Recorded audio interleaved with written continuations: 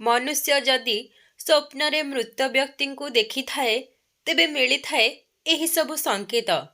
एहाकु अणदेखा करंतु नाही। सेही सबु संकेत जानिबा पाई वीडियोटी को शेष पर्यंत अवश्य देखंतु। गोटिए समयर कथा।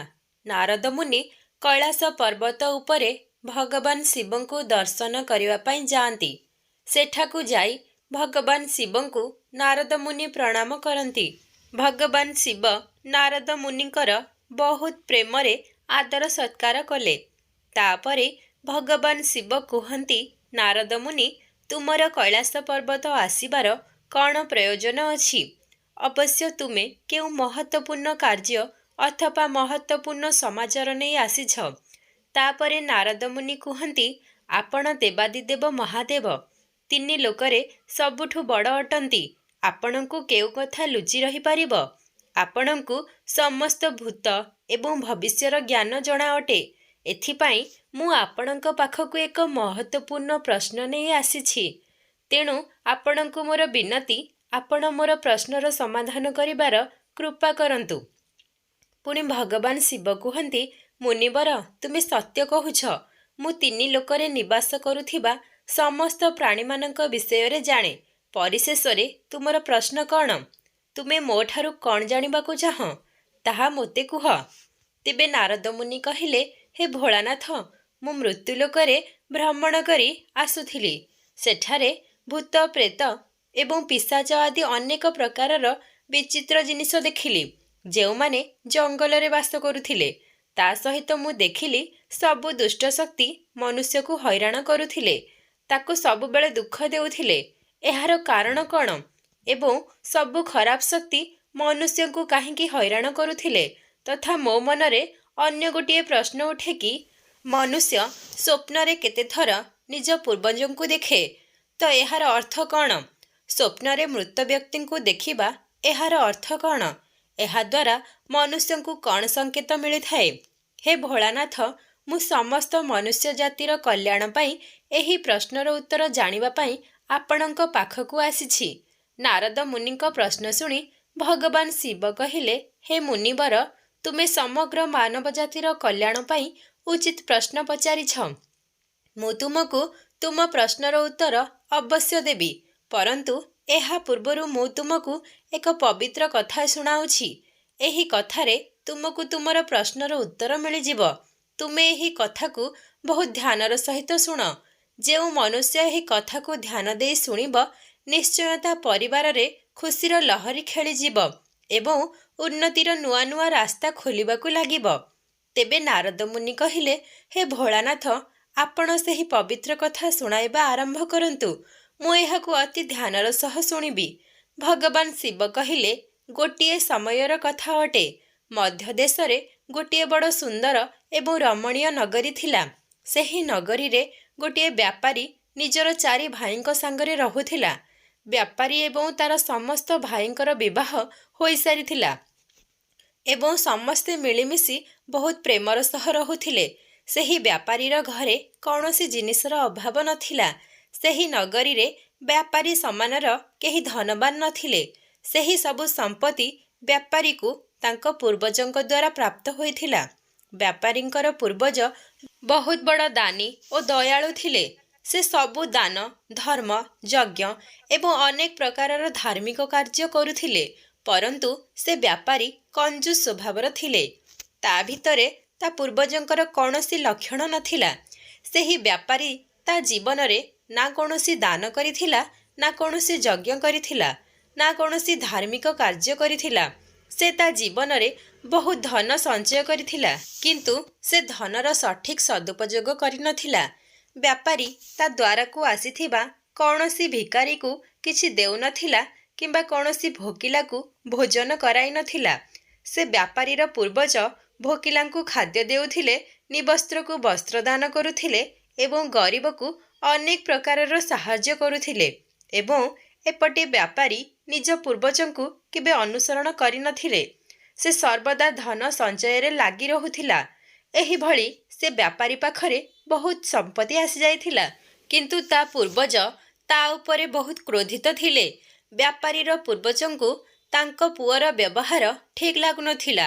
ତେଣୁ ତାଙ୍କ ପିତୃଲୋକ ଦୁଃଖୀ ରହିବାକୁ ଲାଗିଲେ। ଧନ କମାଇବା ଲୋଭରେ ବ୍ୟାପାରୀ ଏତେ ଅନ୍ଧ ହୋଇଯାଇଥିଲା ଯେ ସେ ନିଜର ପୂର୍ବଜଙ୍କୁ ଭୁଲି ଯାଇଥିଲା। ସେ ଧୀରେ ଧୀରେ ନିଜ ପୂର୍ବଜଙ୍କର ଶ୍ରାଦ୍ଧ ଏବଂ ତର୍ପଣ ଆଦି କାର୍ଯ୍ୟ ସବୁ ବନ୍ଦ କରିଦେଲା, ଯେଉଁ କାରଣରୁ ତାଙ୍କ ପୂର୍ବଜଙ୍କର ଆତ୍ମା ତୃପ୍ତି ହେଲେ ନାହିଁ। ପୁଣି ଗୋଟିଏ ଦିନ ବ୍ୟାପାରୀଙ୍କର ପୂର୍ବଜ ପିତୃଲୋକରେ ବସି ନିଜ ଭିତରେ କଥାବାର୍ତ୍ତା ହେଉଥିଲେ ଏବଂ ବ୍ୟାପାରୀ ସହିତ ଭେଟ ହେବା ପାଇଁ ଭାବିଲେ। ପୁଣି ସବୁ ପୂର୍ବଜ ଏକାଠି ହୋଇ ଧର୍ମରାଜଙ୍କ ପାଖକୁ ଗଲେ ଏବଂ ତାଙ୍କ ପାଖରେ ହାତ ଯୋଡ଼ି ପ୍ରାର୍ଥନା କଲେ, ହେ ଧର୍ମରାଜ, ଆମ ପୁତ୍ରର ବୁଦ୍ଧି ଭ୍ରଷ୍ଟ ହୋଇଗଲାଣି। ସେ ଧୀରେ ଧୀରେ ଧନ କମାଇବା କାରଣରୁ ଆମକୁ ଭୁଲିଗଲାଣି, ଯେଉଁ କାରଣରୁ ଆମେ ସନ୍ତୁଷ୍ଟ ହୋଇପାରୁନାହୁଁ। କୃପା କରି ଆମକୁ ତା ସହିତ ସାକ୍ଷାତ କରାଇବାକୁ ଦିଅନ୍ତୁ। ଆମେ ଆମ ପୁତ୍ରକୁ ଭେଟି ତାକୁ ବୁଝାଇ କିଛି ସମୟ ପରେ ଫେରି ଆସିବୁ ଏବଂ ତାକୁ ଶାସ୍ତ୍ରଜ୍ଞାନ ମଧ୍ୟ ଦେଇ ଆସିବୁ। ତେବେ ଧର୍ମରାଜ ସେମାନଙ୍କୁ କହିଲେ, ହେ ଦିବ୍ୟ ଆତ୍ମାଗଣ, ତୁମେ ତୁମର ପୁତ୍ର ସହିତ ଦେଖା କରିବା ପାଇଁ ଯାଇପାରିବ ନାହିଁ, ପରନ୍ତୁ ତୁମେ ତୁମର ପୁତ୍ରଙ୍କୁ ସ୍ୱପ୍ନ ମାଧ୍ୟମରେ ସଙ୍କେତ ଦେଇପାରିବ। ଧର୍ମରାଜଙ୍କର ଏହି କଥା ଶୁଣି ସମସ୍ତ ପିତୃଗଣ ସହମତ ହୋଇଗଲେ। ଗୋଟିଏ ଗୋଟିଏ କରି ସମସ୍ତ ପିତୃଗଣ ନିଜ ନିଜ ପୁତ୍ରଙ୍କ ସ୍ୱପ୍ନରେ ଯାଇ ଦର୍ଶନ ଦେଲେ ଏବଂ ସଙ୍କେତ ଦେଲେ, ପରନ୍ତୁ ତାଙ୍କର ବଡ଼ ପୁଅ ତାଙ୍କ ସଙ୍କେତକୁ ବୁଝିପାରିଲେ ନାହିଁ ଏବଂ ଆଗ ଦିନ ସେ ନିଜର ସ୍ୱପ୍ନକୁ ଭୁଲିଯାଏ ଏବଂ ନିଜ ପିତୃଙ୍କ ଦ୍ୱାରା ଦିଆଯାଇଥିବା ସଙ୍କେତକୁ ଅଣଦେଖା କରେ। ପୁଣି ସେ ସମସ୍ତ ପିତୃଗଣ ନିଜର ଅନ୍ୟ ପୁତ୍ରମାନଙ୍କ ସ୍ୱପ୍ନରେ ଦର୍ଶନ ଦେଇ ସଙ୍କେତ ଦେଲେ, କିନ୍ତୁ ସେମାନେ ମଧ୍ୟ ସେହି ସଙ୍କେତକୁ ଅଣଦେଖା କଲେ। କେହି ବି ନିଜ ପୂର୍ବଜଙ୍କର ଦ୍ୱାରା ଦିଆଯାଇଥିବା ସଙ୍କେତକୁ ବୁଝିପାରିଲେ ନାହିଁ, ଯାହାଦ୍ୱାରା ସେ ସମସ୍ତ ପିତୃଗଣ କ୍ରୋଧିତ ହୋଇଗଲେ।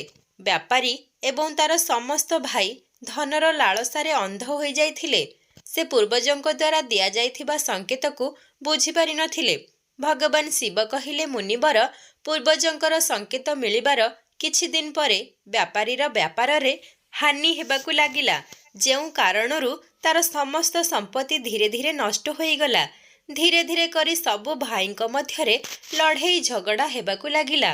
ନିଜ ପୂର୍ବଜଙ୍କ ଦ୍ୱାରା ରହିଥିବା ସମସ୍ତ ସମ୍ପତ୍ତି ଏବଂ ଘର ମଧ୍ୟ ବନ୍ଧା ପଡ଼ିଗଲା ଏବଂ ପୂରାପୂରି ସେମାନେ ବର୍ବାଦ ହୋଇଗଲେ ଏବଂ ସମସ୍ତ ଭାଇ ଅଲଗା ଅଲଗା ହୋଇଗଲେ ଏବଂ ନିଜ ନିଜ ପାଳନ ପୋଷଣରେ ଲାଗିଗଲେ। ସେପଟେ ସ୍ୱର୍ଗ ଲୋକରେ ନିଜ ବଂଶଜଙ୍କ ଦ୍ୱାରା ଦୁର୍ଗତି ଦେଖି ପିତୃଗଣଙ୍କୁ କଷ୍ଟ ହେଉଥାଏ। ପୁଣି ସେମାନେ ଧର୍ମରାଜଙ୍କ ପାଖକୁ ଯାଆନ୍ତି ଏବଂ କୁହନ୍ତି, ଧର୍ମରାଜ, ଆମକୁ ଆମ ବଂଶଜଙ୍କର ଏହି ଦୁର୍ଗତି ଆଉ ଦେଖି ହେଉନାହିଁ। ଆମ ଦ୍ୱାରା କରାଯାଇଥିବା ସମସ୍ତ ପୁଣ୍ୟକର୍ମ ଆମ ବଂଶଜମାନେ ନଷ୍ଟ କରିଦେଇଛନ୍ତି। ତେଣୁ ଆପଣ କିଛି ଉପାୟ କରନ୍ତୁ, ଯେପରି ସେମାନେ ନିଜର ଭୁଲ ଜାଣିପାରିବେ। ପୁଣି ଧର୍ମରାଜ କହିଲେ, ହେ ଦିବ୍ୟ ଆତ୍ମାଗଣ, ତୁମମାନଙ୍କର ଏହି ଭାବନାକୁ ମୁଁ ବୁଝିପାରୁଛି, ସେଥିପାଇଁ ମୁଁ ତୁମର ଅବଶ୍ୟ ସହାୟତା କରିବି। ପୁଣି ଧର୍ମରାଜ ଏକ ବ୍ରାହ୍ମଣର ରୂପ ଧାରଣ କରି ପୃଥିବୀ ଲୋକକୁ ଆସିଲେ ଏବଂ ସେହି ପୂର୍ବଜଙ୍କର ପୁତ୍ରଙ୍କୁ ଭେଟିବା ପାଇଁ ଗଲେ। ସବୁଠୁ ପ୍ରଥମେ ସେ ବ୍ୟାପାରୀ ଘରକୁ ଗଲେ। ସେ ବ୍ୟାପାରୀ ଶେଯରେ ଶୋଇ ରହିଥାଏ, କାରଣ ତାକୁ ଅନେକ ପ୍ରକାରର ରୋଗ ଘେରି ରହିଥିଲା ଏବଂ ସେ ବ୍ୟାପାରୀର ପତ୍ନୀ ସେ ବ୍ରାହ୍ମଣଙ୍କର ଆଦର ସତ୍କାର କଲେ ଏବଂ ଦାନ ଦକ୍ଷିଣା ଦେବାକୁ ଲାଗିଲେ। ତେବେ ବ୍ରାହ୍ମଣ କହିଲେ, ଝିଅ, ତୁମ ଘରେ ପିତୃଦୋଷ ଅଛି। ଏହି କାରଣରୁ ତୁମ ସ୍ୱାମୀଙ୍କର ଏହି ଦଶା ହୋଇଛି। ତୁମ ସ୍ୱାମୀଙ୍କର କର୍ମ କାରଣରୁ ତୁମର ପୂର୍ବଜ ଅତ୍ୟନ୍ତ କ୍ରୋଧିତ ଅଟନ୍ତି। ସେହି ବ୍ରାହ୍ମଣ ଦେବତାଙ୍କର କଥା ଶୁଣି ବ୍ୟାପାରୀ କହିଲା, ମୁଁ ଏମିତି କେଉଁ ପାପ କରିଛି ଯେଉଁ କାରଣରୁ ମୋର ସବୁ କିଛି ବର୍ବାଦ ହୋଇଗଲା? ମୋ ଭାଇମାନେ ମୋତେ ଛାଡ଼ି ଚାଲିଗଲେ ଏବଂ ମୋତେ ଅନେକ ରୋଗ ଘେରିଗଲା। ତାପରେ ବ୍ରାହ୍ମଣ ଦେବତା କହିଲେ, ପୁତ୍ର, ତୁମେ ନିଜ ପୂର୍ବଜଙ୍କୁ କ୍ରୋଧିତ କରିଛ। ତୁମର ପୂର୍ବଜ ଯେଉଁ ସମ୍ପତ୍ତି ଓ ପୁଣ୍ୟ ଅର୍ଜନ କରିଥିଲେ, ତାକୁ ତୁମେ ଓ ତୁମର ଭାଇମାନେ ମିଶି ନଷ୍ଟ କରିଦେଲ, ଯେଉଁ କାରଣରୁ ତୁମର ଓ ତୁମ ଭାଇମାନଙ୍କର ଏହି ଦୁର୍ଦ୍ଦଶା ହୋଇଛି।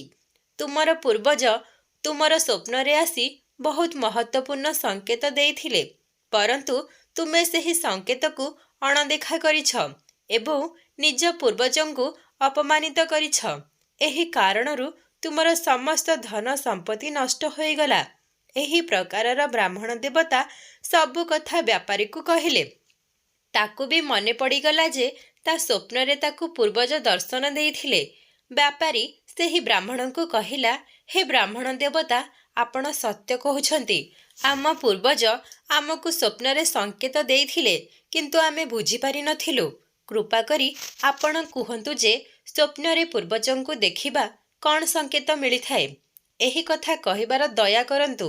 ଭଗବାନ ଶିବ କହିଲେ, ହେ ମୁନିବର, ଏହି ପ୍ରକାରର ବ୍ରାହ୍ମଣ ଦେବତା କହିଲେ, ହେ ପୁତ୍ର, ଏବେ ତୁମେ ଧ୍ୟାନର ସହିତ ଶୁଣ। ମୁଁ ତୁମକୁ କହୁଛି ସ୍ୱପ୍ନରେ ପୂର୍ବଜଙ୍କୁ ଦେଖିବାର କ'ଣ ସଙ୍କେତ ମିଳିଥାଏ। ଧର୍ମରାଜ କୁହନ୍ତି, ପୁତ୍ର, ଯଦି ପିତୃଲୋକର ଉଦ୍ଧାର ରହିନଥାଏ ତେବେ ସମସ୍ତ ପ୍ରେତ ଯୋନିରେ ମୃତ୍ୟୁଲୋକରେ ଘୂରି ବୁଲିଥାନ୍ତି ଏବଂ ସେମାନେ ଭୋକ ଶୋଷରେ ବ୍ୟାକୁଳ ହୋଇ ନିଜ ପରିବାରଜନଙ୍କ ଘରେ ପ୍ରବେଶ କରିଥାନ୍ତି। ଯଦି ସ୍ୱପ୍ନରେ ହାତୀ, ଘୋଡ଼ା, ବଳଦ ଅଥବା ମନୁଷ୍ୟର ବିକୃତ ରୂପ ଦେଖାଯାଏ, ତେବେ ବୁଝିଯିବା ଉଚିତ ଯେ ପିତୃଲୋକ ନିଜର ପୁତ୍ରଙ୍କ ବ୍ୟବହାରରେ ଅତ୍ୟନ୍ତ ଦୁଃଖୀ ଅଛନ୍ତି। ଯେଉଁ ମନୁଷ୍ୟ ପଶୁ ପକ୍ଷୀଙ୍କୁ ଅନ୍ନର ଦାନ କରିନଥାଏ, ତାଙ୍କର ପିତୃ ଅତ୍ୟନ୍ତ ଦୁଃଖିତ ହୋଇଥାନ୍ତି ଏବଂ ପଶୁଙ୍କ ରୂପ ଧାରଣ କରି ସ୍ୱପ୍ନରେ ଦର୍ଶନ ଦେଇଥାନ୍ତି।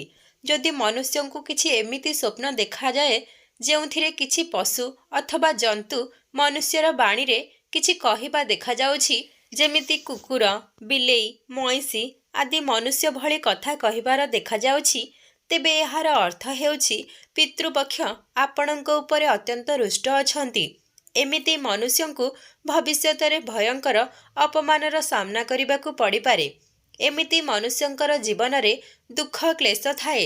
ତାଙ୍କର ଭାଇମାନେ ପଶୁ ଭଳି ତାଙ୍କ ସହିତ ଯୁଦ୍ଧ କରିବା ପାଇଁ ଲାଗି ପଡ଼ନ୍ତି। ଯଦି ସ୍ୱପ୍ନରେ ମୃତ ପରିଜନ କିଛି ମାଗିବା ପରି ଲାଗେ, ତେବେ ଏହି ସ୍ୱପ୍ନକୁ କେବେ ଅଣଦେଖା କରିବା ଉଚିତ ନୁହେଁ। ସେହି ସ୍ୱପ୍ନର ଅର୍ଥ ହେଉଛି ସେହି ମନୁଷ୍ୟଙ୍କର ପୂର୍ବଜ ଅସନ୍ତୁଷ୍ଟ ଅଛନ୍ତି ଏବଂ ତାଙ୍କର ପିତୃଲୋକରେ ତୃପ୍ତି ନାହିଁ। ଯେଉଁ ଲୋକର ସ୍ୱପ୍ନରେ କୌଣସି ମୃତ ପରିଜନ କିଛି ମାଗିବା ଭଳି ଦେଖାଯାଏ, ତେବେ ସେହି ମନୁଷ୍ୟର ଅନ୍ନଭଣ୍ଡାର ଧୀରେ ଧୀରେ କରି ସମାପ୍ତ ହେବାକୁ ଲାଗେ ଏବଂ ସେ ଦାରିଦ୍ର୍ୟତାରେ ପଡ଼ିଯାଏ ଏବଂ ତାର ଅବସ୍ଥା ଗୋଟିଏ ଭିକାରୀ ସଦୃଶ ହୋଇଯାଇଥାଏ। ସେଥିପାଇଁ ସେହି ମନୁଷ୍ୟ ତୁରନ୍ତ ଅନ୍ନଦାନ କରିବା ଆବଶ୍ୟକ ଅଟେ, ଯାହାଦ୍ୱାରା ତାର ପୂର୍ବଜ ସନ୍ତୁଷ୍ଟ ହୋଇପାରିବେ। ଯଦି ସ୍ୱପ୍ନରେ କୌଣସି ପୂର୍ବଜ କ୍ରୋଧିତ ଅବସ୍ଥାରେ ଦେଖାଯାଆନ୍ତି, ତେବେ ସେହି ମନୁଷ୍ୟର ପୂର୍ବଜ ତାଙ୍କ କାର୍ଯ୍ୟରେ ସନ୍ତୁଷ୍ଟ ନୁହନ୍ତି ଏବଂ ସେହି ମନୁଷ୍ୟ ଯେଉଁ କାମଧନ୍ଦା କରିଥାଏ ସେଥିରେ କ୍ଷତି ଉଠାଇବାକୁ ପଡ଼ିପାରେ। ଯଦି ସ୍ୱପ୍ନରେ ପୂର୍ବଜ ଦେଖାଯାଆନ୍ତି ଏବଂ ଅଚାନକ ଅଦୃଶ୍ୟ ହୋଇଯାଆନ୍ତି, ତେବେ ଆଗାମୀ ଦିନରେ ସେହି ମନୁଷ୍ୟକୁ କୌଣସି ସଙ୍କଟ ଆସିବାର ସଙ୍କେତ ମିଳିଥାଏ। ଯଦି ସ୍ୱପ୍ନରେ ମନୁଷ୍ୟ କୌଣସି ମୃତ ପରିଜନ କାନ୍ଦୁଥିବାର ଦେଖନ୍ତି, ତେବେ ତାଙ୍କର ପୂର୍ବଜ ତାଙ୍କୁ ଏହି ସଙ୍କେତ ଦେଇଥାନ୍ତି ଯେ ତାଙ୍କର ଭବିଷ୍ୟତରେ ବହୁତ ବଡ଼ କ୍ଷତି ହୋଇପାରେ। ତାହା ଧନ, ବୈଭବ ହେଉ, ଭୟଙ୍କର ଦାରିଦ୍ର୍ୟତା ଆସିଥାଏ। ଯଦି ସ୍ୱପ୍ନରେ ପୂର୍ବଜ ମଇଳା ବସ୍ତ୍ର ପରିଧାନ କରିଥିବାର ଦେଖାଯାଆନ୍ତି, ତେବେ ନିଶ୍ଚିନ୍ତ ମନୁଷ୍ୟର ସାରା ଧନ ନଷ୍ଟ ହୋଇଯାଏ। ତେବେ ବ୍ରାହ୍ମଣ ଦେବତା କୁହନ୍ତି, ହେ ପୁତ୍ର, ଯଦି ତୁମେ ଏହି ସବୁ ସ୍ୱପ୍ନ ଦେଖ, ତେବେ ଏହାର ନିରାକରଣ ପାଇଁ ଦାନ, ଧର୍ମ, ଶ୍ରାଦ୍ଧ, ଯଜ୍ଞ ଆଦି କର୍ମ କରିବା ଆବଶ୍ୟକ, ଯାହାଦ୍ୱାରା ତୁମର ସବୁ କଷ୍ଟ ଦୂର ହେବ। ସେହି ବ୍ରାହ୍ମଣର କଥା ଶୁଣି ବ୍ୟାପାରୀ ନିଜର ଭୁଲକୁ ଅନୁଭବ କଲା। ସେ ତୁରନ୍ତ ନିଜ ଭାଇମାନଙ୍କ ପାଖକୁ ଗଲା ଏବଂ ବ୍ରାହ୍ମଣ ଦେବତା ଯେଉଁ କଥା କହିଥିଲେ ସେସବୁ କହିଦେଲା ଏବଂ ତାଙ୍କର ଭାଇମାନେ ବୁଝିଗଲେ ଯେ ତାଙ୍କର ପୂର୍ବଜ ତାଙ୍କୁ ସ୍ୱପ୍ନରେ ଆସି ସଙ୍କେତ ଦେଉଥିଲେ।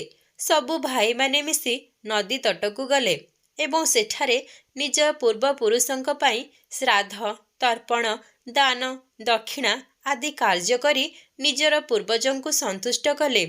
ପୁଣି ଗୋଟିଏ ଦିନ ତାଙ୍କର ପୂର୍ବଜ ତାଙ୍କର ସ୍ୱପ୍ନରେ ଆସି ତାଙ୍କୁ ଦର୍ଶନ ଦେଲେ ଏବଂ ତାଙ୍କୁ ବିଭିନ୍ନ ପ୍ରକାରର ସଙ୍କେତ ଦେଲେ। ତେବେ ଭଗବାନ ଶିବ କହିଲେ, ହେ ମୁନିବର, ଯେବେ ମନୁଷ୍ୟଙ୍କର ପୂର୍ବଜ ସନ୍ତୁଷ୍ଟ ହୋଇଥାନ୍ତି, ସେତେବେଳେ ବିଭିନ୍ନ ପ୍ରକାରର ସଙ୍କେତ ମିଳିଥାଏ। ଯଦି ସ୍ୱପ୍ନରେ ମୃତ ପରିଜନ ନିଜେ କିମ୍ବା ନିଜ ପରିବାର ଲୋକ ମୁଣ୍ଡ ଉପରେ ହାତ ବୁଲାଉଥିବାର ଦେଖନ୍ତି, ତେବେ ଏହି ସ୍ୱପ୍ନର ଅର୍ଥ ହେଉଛି ତାଙ୍କର ପୂର୍ବଜ ବହୁତ ପ୍ରସନ୍ନ ଅଟନ୍ତି ଏବଂ ପୂର୍ବଜ ଏହି ସଂକେତ ଦେଉଛନ୍ତି କି ତାଙ୍କ ଜୀବନରେ ଭଲ ସମୟ ଆସିବାକୁ ଯାଉଛି। ଯଦି ପୂର୍ବଜ ମନୁଷ୍ୟ ଆଡ଼କୁ ହାତ ବଢ଼ାଇବାର ଦେଖାଯାଏ, ତେବେ ଏହା ଏହି କଥାର ସଂକେତ ମିଳିଥାଏ କି ତାକୁ ସବୁ କାର୍ଯ୍ୟରେ ସଫଳତା ମିଳିବାକୁ ଯାଉଛି। ଯଦି ସ୍ୱପ୍ନରେ ପୂର୍ବଜ ସୁସ୍ଥ ଦେଖାଯାଆନ୍ତି ଏବଂ ତାଙ୍କ ମୁହଁରେ ତେଜ ଦେଖାଯାଏ ଏବଂ ତାଙ୍କର ବସ୍ତ୍ର ଚିକ୍କଣ ଦେଖାଯାଏ ଏବଂ ଧଳା ରଙ୍ଗର ହୋଇଥାଏ, ତେବେ ସେହି ପିତୃଙ୍କୁ ମୁକ୍ତି ମିଳିଯାଇଛି ଏମିତି ବୁଝିଯିବା ଉଚିତ। ଯଦି ସ୍ୱପ୍ନରେ ପୂର୍ବଜ ଦୂର ଆକାଶରେ ବାଦଲରେ ବସିଥିବାର ଦେଖାଯାଆନ୍ତି, ତେବେ ଏହା ଶୁଭ ସଂକେତ ହୋଇଥାଏ। ମନୁଷ୍ୟଙ୍କର ପୂର୍ବଜ ଅତ୍ୟନ୍ତ ପ୍ରସନ୍ନ ଅଟନ୍ତି ଏବଂ ତାଙ୍କୁ ଆଶୀର୍ବାଦ ଦେଉଛନ୍ତି। ଏହି ପ୍ରକାରର ସବୁ ଭାଇମାନଙ୍କୁ ପୂର୍ବଜଙ୍କ ଦ୍ୱାରା ଶୁଭ ସଂକେତ ମିଳିଥାଏ ଏବଂ ତାଙ୍କର ହଜିଯାଇଥିବା ସବୁ ସମ୍ପତ୍ତି ଧୀରେ ଧୀରେ ମିଳିବାକୁ ଲାଗିଲା ଏବଂ ସବୁ ଭାଇମାନେ ମିଳିମିଶି ରହିବା ପାଇଁ ଲାଗିଲେ ଏବଂ ସୁଖପୂର୍ବକ ନିଜର ଜୀବନ ଅତିବାହିତ କରିବା ପାଇଁ ଲାଗିଲେ।